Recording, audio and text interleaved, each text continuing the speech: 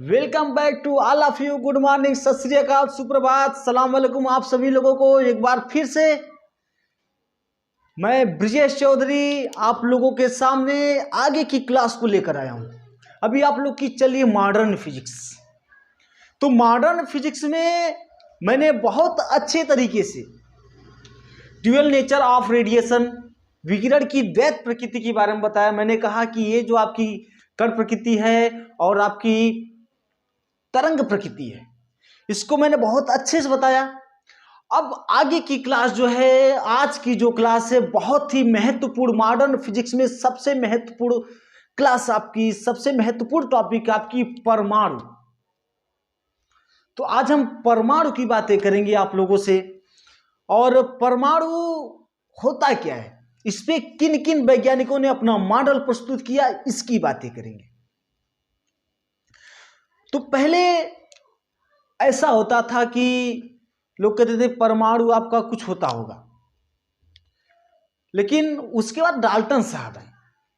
Dalton साहब ने इस पे एक विचार दिया। डाल्टन साहब ने कहा कि ये परमाणु होते हैं छोटे छोटे छोटे छोटे भाग होते हैं, या छोटे छोटे आपके कण होते हैं जिसे हम विभाजित नहीं कर सकते। ये बात तो कुछ दिन तक चलती रही एकदम। उसके बाद जे टॉमसन साहब आए 1897, लगभग आपका 1897 में। और उसी समय बेकुरेल भाई साहब ने रेडियो एक्टिव पदार्थ की खोज की। तो लगभग उसी समय तो ये तो सिद्ध हो गया कि परमाणु में आपका कोई निगेटिव चार्ज होता है, ऋण आवेश होता है, इलेक्ट्रॉन होता है। लेकिन ये कहा गया, यहां एक बात शोर मचाने लगी कि परमाणु आपका अस्थायी होता है। और परमाणु अस्थायी होता है तो उसमें कहीं न कहीं आपका प्लस जरूर होता होगा, क्योंकि ये बात तो आप भी जानते हैं और मैं भी जानता हूं कि अस्थायी तभी होगा जब आपके जितने प्लस होंगे उतने माइनस होंगे। तो माइनस तो थे परमाणु में, तो प्लस भी होने चाहिए। अब उस पर रिसर्च होने लगी। थॉमसन साहब ने अपना मॉडल दिया, फेल कर दिया गया। लेकिन उसके बाद एक रदरफोर्ड साहब आए। रदरफोर्ड साहब आए 1911 में, 1911। तो वो बहुत पढ़े लिखे थे। उन्होंने एक सीधी सी बात किया। उन्होंने कहा कि भाई जब परमाणु में आपका माइनस होता है तो प्लस होता होगा। तो उन्होंने एक ऐसा मेटल लिया, उन्होंने लिया गोल्डन पेपर, स्वर्ण पत्र लिया। और उसमें उन्होंने एक रेडियो एक्टिव पदार्थ की, पोलेनियम आपका रेडियो एक्टिव पदार्थ होता है। हालांकि किसी किसी किताब में आपका हीलियम भी लिखा है, हीलियम भी ले सकते। तो उन्होंने क्या किया कि पोलेनियम से तीव्र ऊर्जा वाले कुछ अल्फा किरण को लिया और उन्होंने क्या कर दिया कि उस अल्फा किरण का बौछार एकदम सीधे बमबारी करा दी, एकदम बमबारी। किस पे कराए? उन्होंने गोल्डन पेपर, स्वर्ण पत्र पे कराया।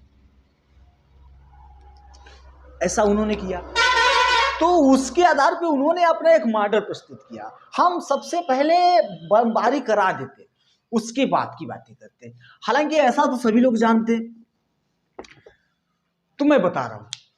उन्होंने जब अल्फा किरणों की जब बौछार कराई उस गोल्डन पेपर पर, तो उन्होंने प्रैक्टिकली देखा कि कुछ अल्फा कण एकदम सीधे निकल गए, बिना विक्षेपित हुए एकदम सीधे निकले। तो उसके आधार पर उन्होंने ये निष्कर्ष निकाला कि जो परमाणु होता है, परमाणु का मैक्सिमम भाग आपका खाली होता है। ये आपका हो गया ऐसे। उन्होंने ये आपका गोल्डन पेपर लिया, स्वर्ण पत्र है, और उन्होंने अल्फा कणों की जब बमबारी कराई तो उन्होंने देखा कि कुछ अल्फा कण ऐसे सीधे निकल गए, एकदम सीधे ऐसे निकल गए, सीधे निकल गए। और कुछ अल्फा कण कुछ कोण में विक्षेपित हुए। तो उन्होंने, रदरफोर्ड भाई साहब एकदम पढ़े लिखे थे, बहुत पढ़े लिखे थे।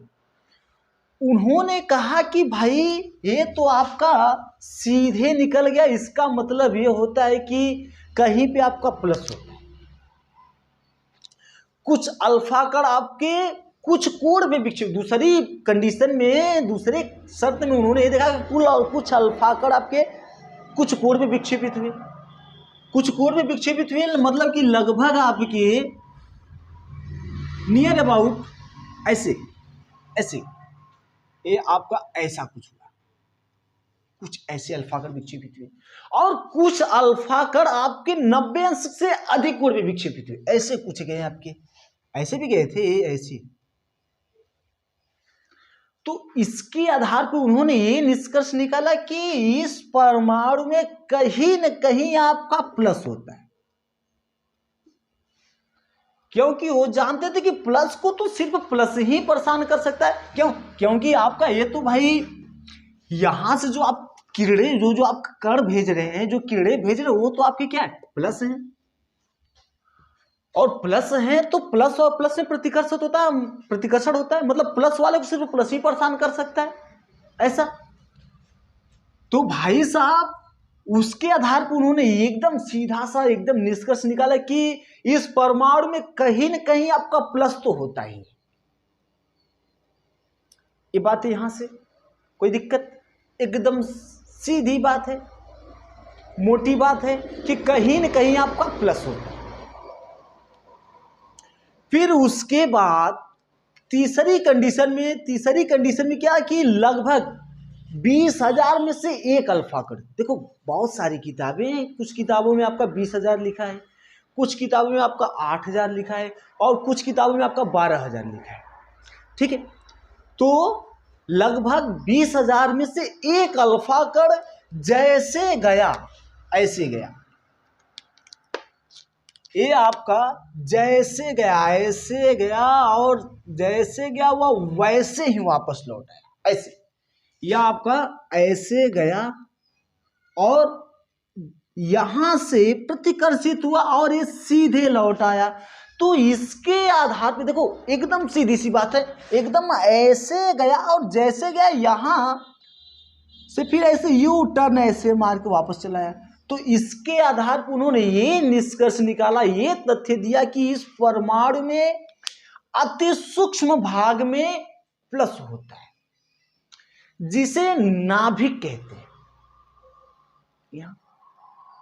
ये तो आपका अल्फा कणों का प्रकीर्णन था। एकदम सीधी सी बात है कि भाई जैसे गया वैसे लौटा। तो इसके आधार पर उन्होंने ये कहा कि इस परमाणु में कहीं न कहीं आपका मतलब अति सूक्ष्म भाग में आपका प्लस। अगर प्लस नहीं होता तो ये तो यहां से आप जो भेज रहे हैं ये तो आपका प्लस है, ये आपका प्लस है, प्लस भेज रहे हो, और प्लस ऐसे गया, और यहां पे अगर प्लस नहीं होता तो ये भी आपका सीधे निकल जाता, और सीधे नहीं निकला, ये क्या हुआ, ऐसे ही लौट आया। तो इसका मतलब भाई कि प्लस है कहीं। इतनी बातें आपकी मक्खन हो गई। ये बात। अब हम बात करते हैं पर रदरफोर्ड का परमाणु मॉडल के बारे में। इसको यहां से हटाते हैं, नई बातें मैं बताऊंगा आपको। सबसे मतलब किताब एकदम पढ़ना छोड़ दो, आप किताब को हटा दो, एकदम नई बात मैं बताऊंगा।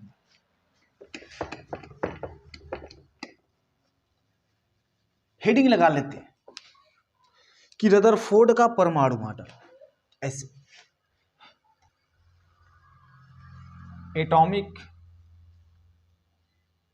मॉडल ऑफ रदरफोर्ड,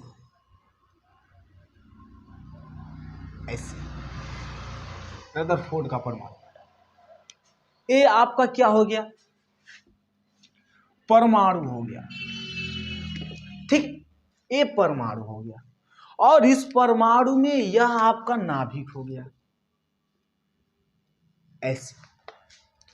तो रदरफोर्ड भाई साहब ने कहा कि मैक्सिमम अल्फा कण, पहली कंडीशन, लगभग 99% अल्फा कण एकदम सीधे निकल गए, ऐसे आए और ऐसे निकल गए, एकदम सीधे चले गए, ऐसे।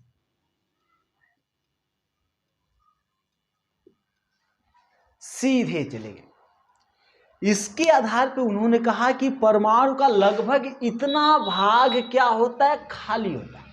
पहली बात, बात नंबर 1, इतनी बातें। और दूसरी बात क्या है?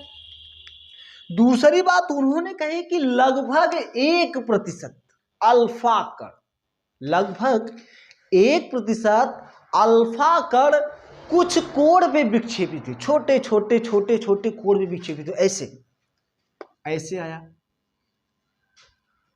ऐसे गया, ऐसे आया, ऐसे, इतनी बातें।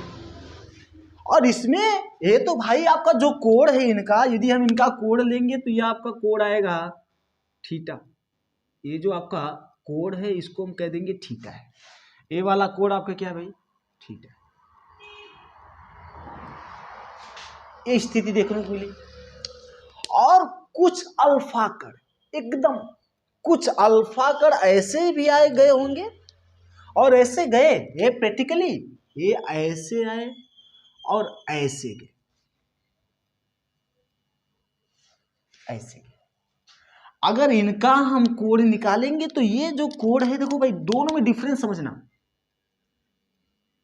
ए वाला जो कोण है ये आपका 90 से कुछ कम है, और यह वाला कोण आपका क्या भाई 90 से ज्यादा, इसको भी थीटा कह लेते।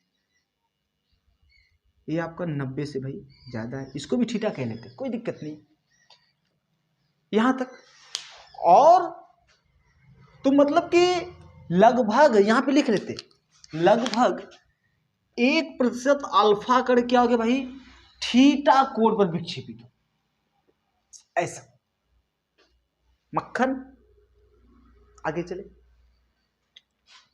और उन्होंने प्रैक्टिकली देखा कि इन 20,000 अल्फा कणों में से एक अल्फा कण ऐसे आया और ऐसे यहां से यू टर्न, ऐसे